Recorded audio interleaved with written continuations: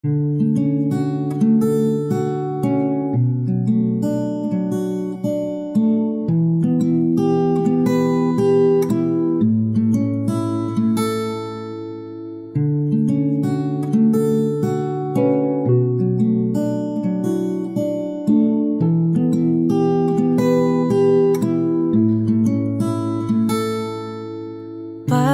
basang-basa ang dagit, abay damang-dama sa'king kalamnang punong-puno na panahon. Ayun, nagkakulala kami ni Rochelle sa computer shop sa may BSU.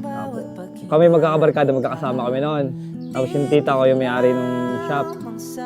Siya lang yung nakita kong magandang babae doon nung that time. Nakita niya ako sa computer shop, year 2012. Tapos, hindi ko siya kilala noon. Siya ay nag-chat sa akin. Kasi puro kami lalaki. Wala na ibang babae doon. Tapos yun, tinanong ko sa tita yung kukilala. Sabi niya kilala niya daw. Di, kinuha kong pangalan, inad ko sa Facebook. Ikaw at ikaw. Ngayon, nung naging kami na, palagi niya sinasabi na itsura niya daw yung aking nagustuhan sa kanya. Wala po, dahil wala akong idea kung ano itsura niya nung time na yun.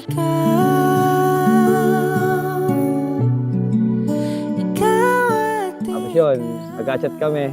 Yung wala, intention ko naman nung una ay syempre, yung parang joke-joke lang hanggang sa, ay, okay itong babaeng to, hindi to pwedeng pa-joke-joke lang. Magka-chat lang, parang nagkapalagayan lang talaga kami ng loob. Tapos ay March 2013, dun kami nag-decide na magpangita.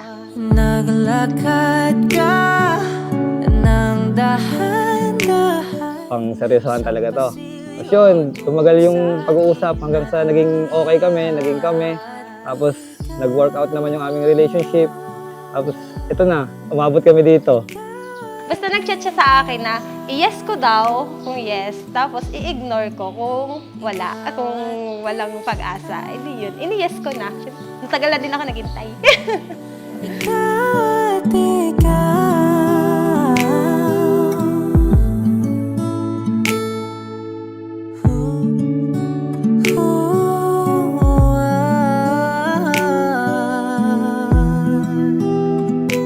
Mabait sa pamilya ko, tanggap ng pamilya ko. Yun yung pinakamahalaga eh, tanggap siya ng pamilya ko. Tanggap lalo ako ng pamilya niya. Madali siyang kapalagayan ng loob. Tapos, napaka-jolly talaga ng personality niya. Lahat ng sa amin, matanda, bata, lolo, lola, ka-close niya.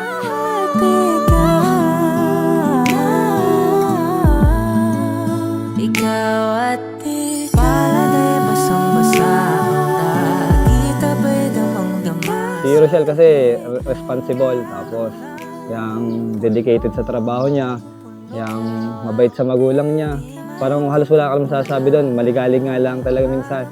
Magaan talaga siyang kausap. Kaya, dahil ako medyo saunahin noon, saunahin noon, matimtimang babae, naging timang na. Yun. Ang dami nilang sinasabi, malapit na nga akong mabingi. Sa mga napupunan nila, nagkakasawa din pala. Sabi nila na di tayo magtatagal. Kesyo ganito, kesyo ganyan. Sa pinag tayo masaya.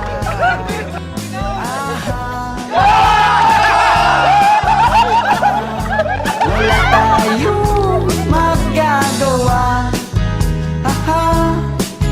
Tawanan na lang natin. Kahit na anong sabihin ng iba. Pangako ko sa'yo na Sinabi ko pangalan. wala magdidikta sa nagdaan. Ano sa'yo yan?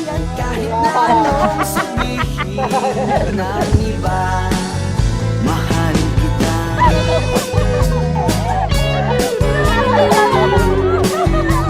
Pagod na kami na.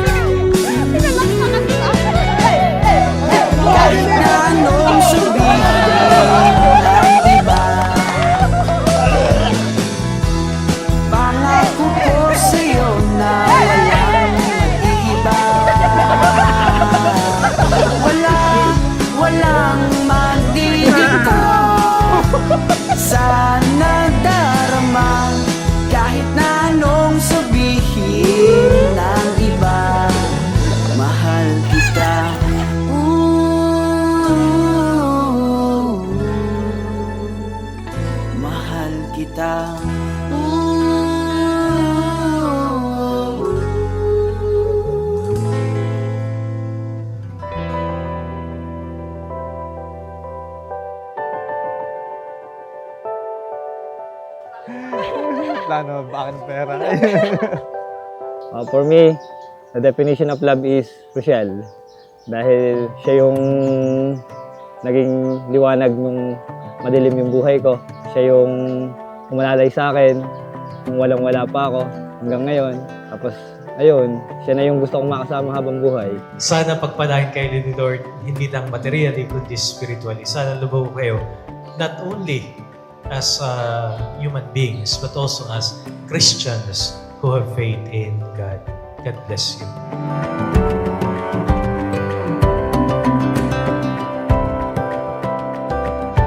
Siguro sobrang saya ko kasi finally from computer shop to simbahan, nandun na kami. Kasi next level na yung papasukin namin na buhay. Seryosohan na talaga, wala nang bawian. Ayun. Sa loob ng 10 years na naghintay, matagal-tagal din. At finally, nandito na. Masaya, syempre.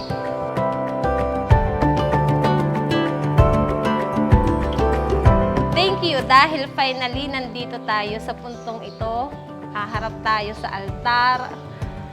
Thank you, love, kasi ako yung pinili mong makasama habang buhay. Kahit ganito ako, hindi ka pa rin nagbago sa akin. At wag ka sana magbabago. Mahal na mahal kita. I love you. Dumaan man tayo sa napakadaming pagsubok, pero salamat dahil inilaban natin. Thank you dahil nandito tayo sa puntong to na alam ko naman na matagal nating hinintay. I love you.